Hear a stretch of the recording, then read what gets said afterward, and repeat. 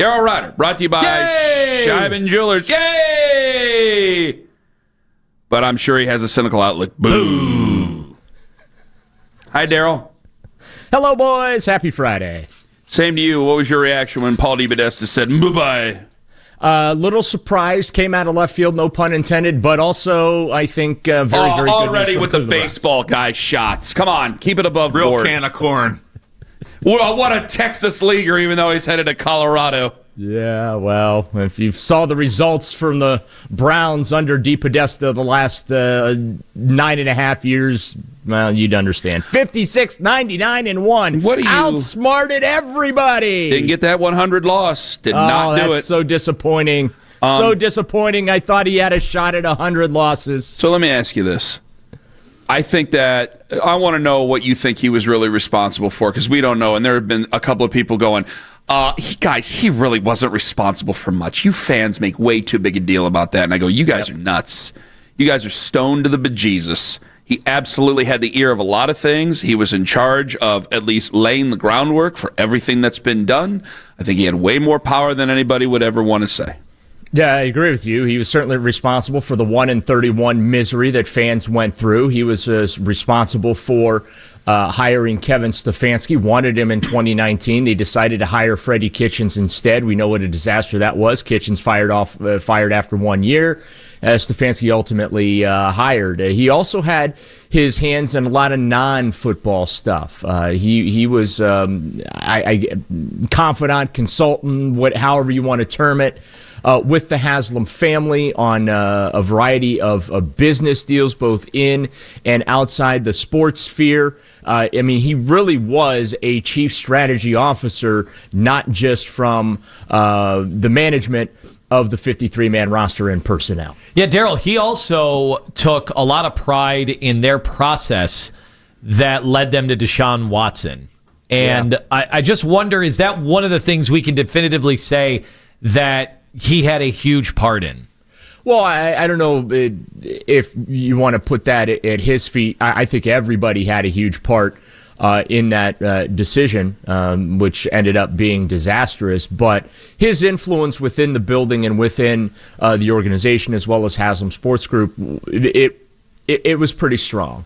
That's not to say, again, that he was running things, but the information he gathered and the collaboration of using said information that he gathered, his fingerprints are all over the failures of this organization for the vast majority of time that he was here in Cleveland. Again, they ended up winning just 56 games. And the whole thing, when he was hired, I was under the perception that, they're going to be outsmarting people. They're going to do all these things to find, ways to turn the system in their favor. And in some respects, he did.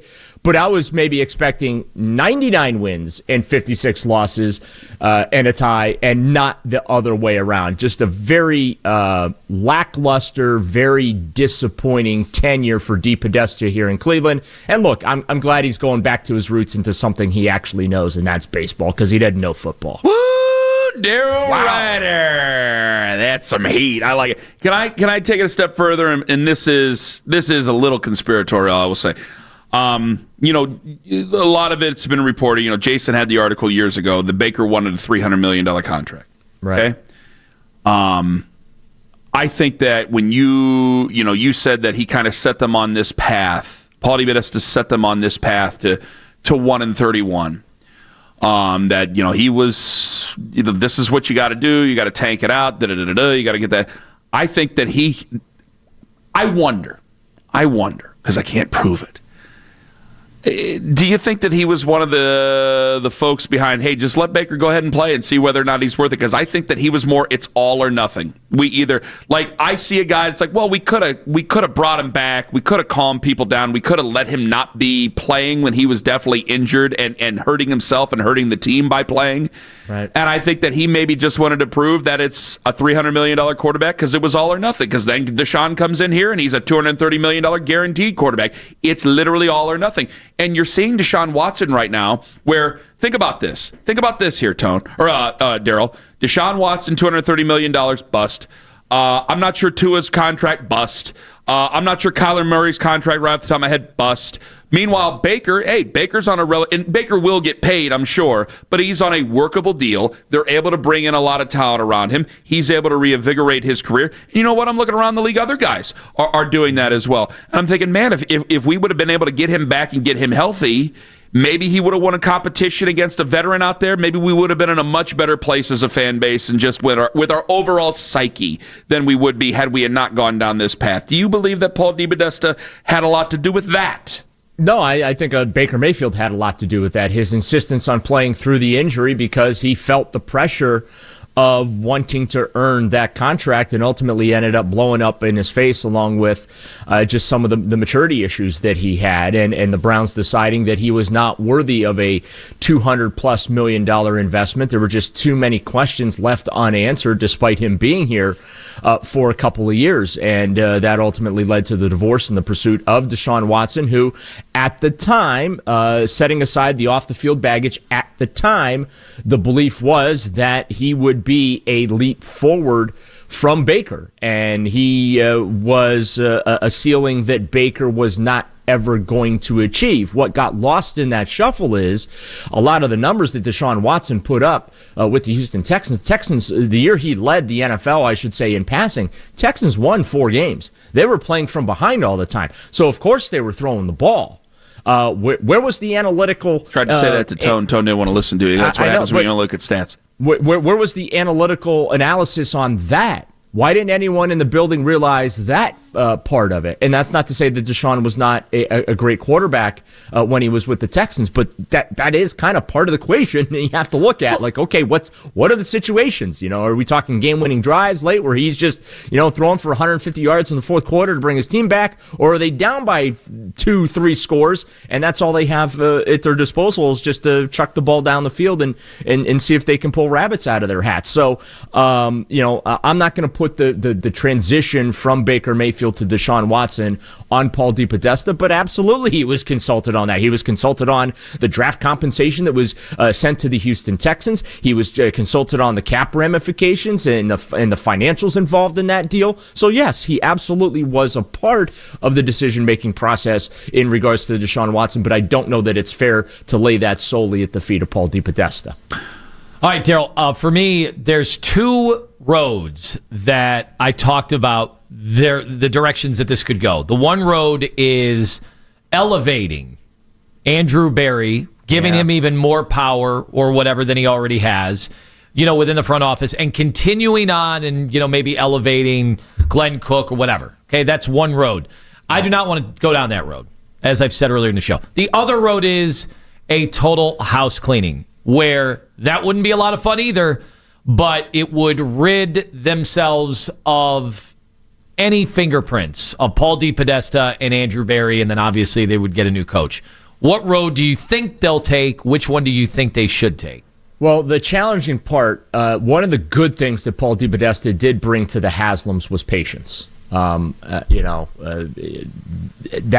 I think is important because they were very impatient early in their ownership tenure, and they've been very patient with this current regime. As now we're 6 years into it. Granted, there are 2 playoff appearances in there, so that makes that patience a little easier to tolerate. You're right. I was thinking about that last night. Where do they go from here? Personally, I would like them to go back to football because go back to like a John Dorsey type. That guy can play. That guy can't play. I mean, Dorsey was a master at that. Him and Alonzo Highsmith were a great team. I'd like to see that because I don't think they've done a good job bringing in talent. Most of the talent that is here, he inherited. Like Andrew Berry inherited a team that was ready to consistently win. And guess what? We are back to where they began before Paul DePodesta arrived. When Paul got here, they were stuck in 4-12, 5-11, sprinkling a little 3-13. He burned the house down, acquired all these assets. Okay, you got 2 playoff appearances, 1 playoff win out of that. But guess what? You've won 5 of your last 25 games. You've got an expensive, overpaid roster right now that isn't winning. Same problems you had before DePodesta got here. So you're back to square one. And I don't know necessarily how attractive the Browns become. Certainly the 2 first-round picks next year, the draft assets they have in 2026 makes them attractive to a prospective GM. But the Deshaun Watson contract certainly does not make them, all that attractive. But that's the road I'd like them to go. But there's part of me that thinks that they're going to that they could promote, like you said, Anthony. They could promote Andrew Berry, kind of like what the Cavs did with Kobe Altman, right? You promote him, name him president of football operations. The Browns are very good at giving out fancy titles. Just look at Berry's current title, executive vice president of football operations and general manager. So they're very good at handing out the fancy titles. Give Andrew Berry a new fancy title. Go ahead and bring in another GM. I don't know that you promote Glenn Cook or, Catherine Hickman. I don't know if that's the way to go. I'd like to see a new outside voice come in.